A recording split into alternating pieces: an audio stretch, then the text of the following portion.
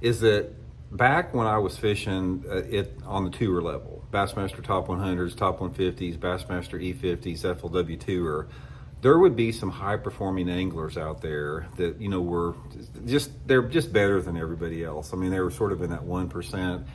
And if they would finish like 15th or 20th place in the tournament, or like 10th or 15th place in Angler of the Year, they would be pissed off and said, "Oh, I had a suck season, nothing worked out, I just struggled."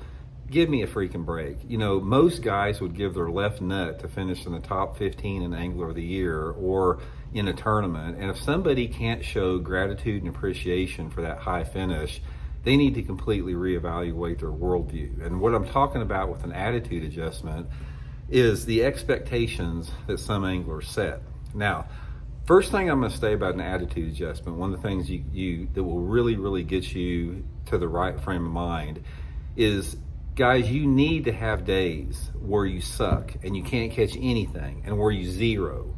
Do not ever get disappointed when you go out there and you can't catch them. It happens to everybody. There's going to be days out there where you simply can't catch a bite, and you need to just be grateful for that, because if you go out there and don't get a bite, that is going to recenter yourself and that's going to make you have a completely higher level of appreciation for those days when the fish are really biting and you're catching them. Because unless you're fishing like a private body of water, or unless you use a spotlight machine, which is an illegitimate way to fish, live scope is an illegitimate way to fish, you know, you're not in the real world of fishing. And that real world of fishing means zeroing or catching one all day long.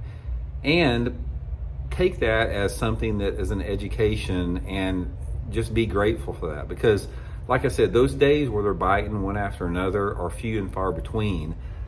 And also, one of the things that I found out about it, along with the same attitude adjustment, guys, is I've been in the boat. I've been in situations where it's every cast, where you get on a school of fish out there and it's every cast, and it's one of those deals where you're catching them and catching them and catching them, and it doesn't take very long for that to get old, in the terms of when you're catching them constantly like that, you lose that gratitude and appreciation.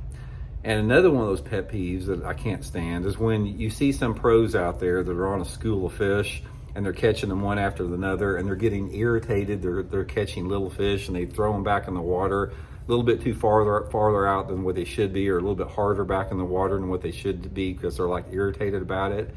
You guys you don't even deserve to be on the water if you're going to treat the fish like that. Every single minute that you're on the water, you ought to be grateful for being out there. You ought to be grateful for the experience